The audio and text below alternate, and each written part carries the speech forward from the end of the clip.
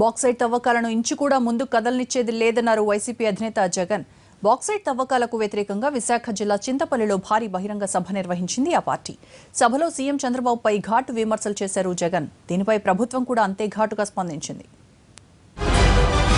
Bauxite బహిరంగ సభలో పాల్గొనేందుకు విశాఖ వెళ్లిన అధినేత జగన్ ముందుగా నూకాలమ్మ ఆలయంలో ప్రత్యేక పూజలు చేశారు.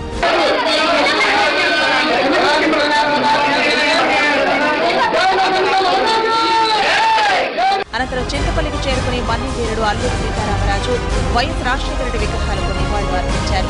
సభ వేదికపై తాను మాట్లాడడానికి ముందు గిరిజనులకు అవకాశం ఇచ్చారు. మైక్ అందుకున్న మన్యం వాసులు చంద్రబాబుపై విమర్శల వర్షాన్ని కురిపించారు. సభకు భారీగా తరలివచ్చిన గిరిజనులకు అండగా ఉంటామని ప్రకటించారు జగన్. బాక్సైట్ జీవో విషయంలో చంద్రబాబు ప్రజలను మోసం చేస్తున్నారని మండిపడ్డారు.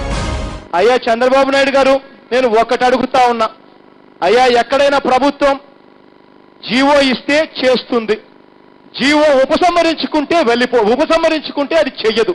కానీ ఈ మధ్యలో నేను పెండింగ్ లో పెట్టాను, అబయన్స్ లో పెట్టాను, సస్పెన్షన్ లో పెట్టాను అని చెప్పి అనే మాట నేను ఏ ముఖ్యమంత్రి అన్నం కూడా ఎక్కడా నేను వినలేదు చంద్రబాబు గారు అని చెప్పి నేను గట్టిగా చంద్రబాబు నాయుడు గారిని నిలదీస్తూ అడుగుతా ఉన్నా. చంద్రబాబుపై విమర్శలు ఇక్కడితో ఆగిపోలేదు. చంద్రబాబు జీవితమంతా మోసమయమేనంటూ ఘాటు వ్యాఖ్యలు చేశారు జగన్. పూర్తిగా రుణాలన్నీ కూడా మాఫీ చేస్తానని అన్నాడా లేదా? రెండు చేతులు పైకెత్తాలి. డ్వాక్రా అక్క చెల్లెమ్మలకు, డ్వాక్రా పొదుపు సంఘాలకు అన్నిటికీ రుణాలు మాఫీ చేస్తాడన్నాడా లేదా? రెండు చేతులు పైకెత్తాలి.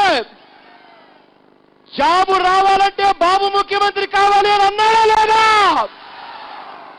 జాబ్ ఇవ్వకపోతే ప్రతి ఇంటికి 2000 రూపాయలు నిరుద్యోగ వృత్తి ఇస్తాడన్నాడా లేదా? రెండు చేతులు పైకెత్తాలి.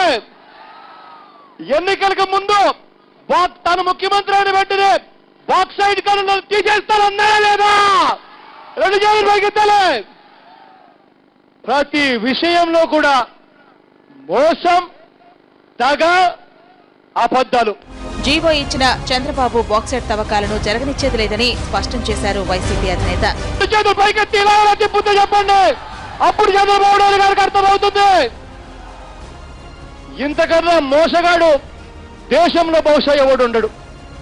ఇప్పటికైనా గిరిజన మనోభావాలను దెబ్బతిల్లకుండా ప్రజలకు తోడుగా నిలబడే కార్యక్రమం చంద్రబాబు నాయుడు గారు చేయకపోతే ఇదే చంద్రబాబు నాయుడు గారు గట్టిగా చెప్తా ఉన్నాం.